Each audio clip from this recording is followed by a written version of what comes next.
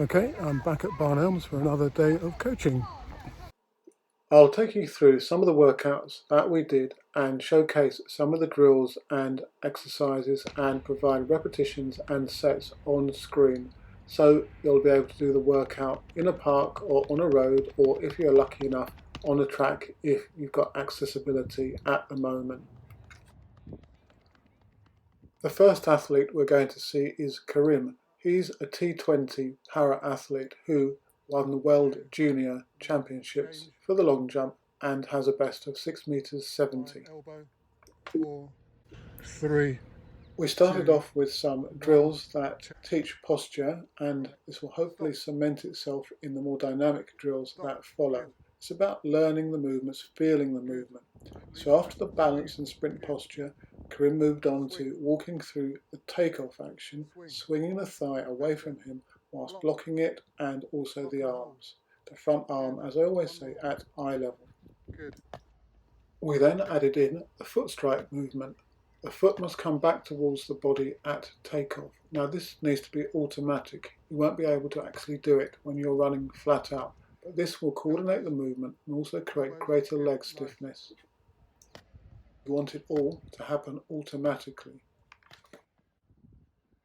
Okay, so then we coordinate both movements into one drill, and I call this a pop takeoff. So the foot comes back and the free thigh swings up to pop the athlete up into the air. Don't wait for the foot to hit the ground before you swing the leg up. Start to swing it early and then you'll get that pop. So hopefully you'll be able to see how I'm going through the progression of these drills. So we then went on to a skipping version. So skip, take off, foot comes back, thigh goes forwards. We're trying to move the free thigh away from the body. Swing out, forwards, good. Karim has really improved with his awareness of his takeoff movements. His chest is elevated, he's balanced, and all being well, if he does this off of a long run up, he's going to get a good jump. We then progressed to some run-up work, but initially we worked on some acceleration drills where he's kicking his feet away from him and getting used to keeping the heels low to the ground whilst he accelerates. Then we progressed to some run-up structuring work, so he ran the various phases of the run-up.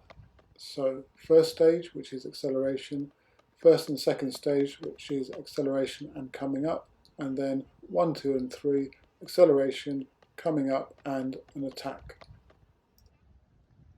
Now paradoxically, we didn't actually use Karim's dedicated run-up. Rather, I put marks down on the track surface from which he had to run the phases to and through.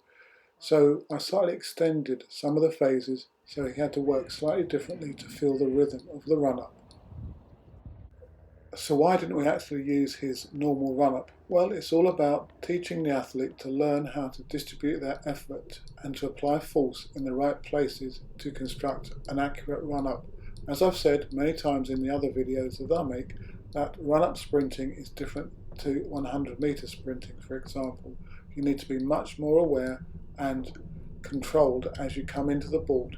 Having said that, it still needs to be very, very fast. Karim finished the session with some drop jumps, and then it was time to train Ignatius and Sarah.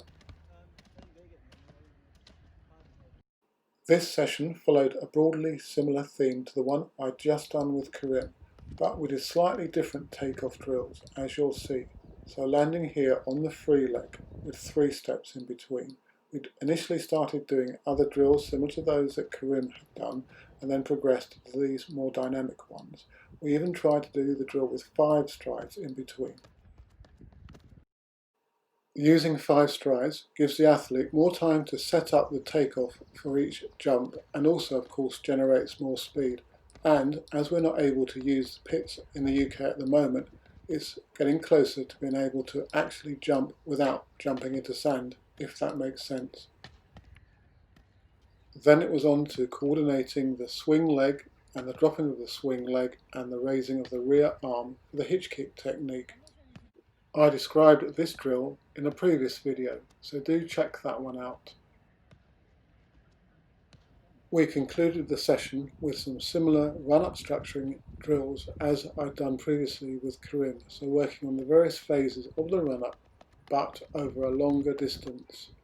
So as I said, this requires the athlete to think about their phase distribution, think about their control and their running, to get that accuracy and that consistency and feel the stages of the run-up.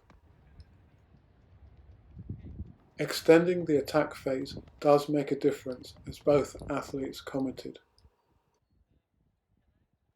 We did 3 efforts of stage 1, 3 of stage 1 and 2, and 3 of the complete longer run-up. For clarification, there was no emphasis on accuracy, that's to say on hitting a ball. It was all about structuring of the run-up. And to motivate you during this lockdown period, why not enter our virtual triple jump challenge?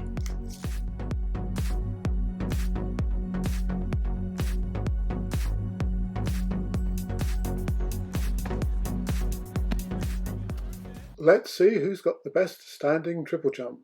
Athletes from under 13 to over 50 can enter our virtual competition.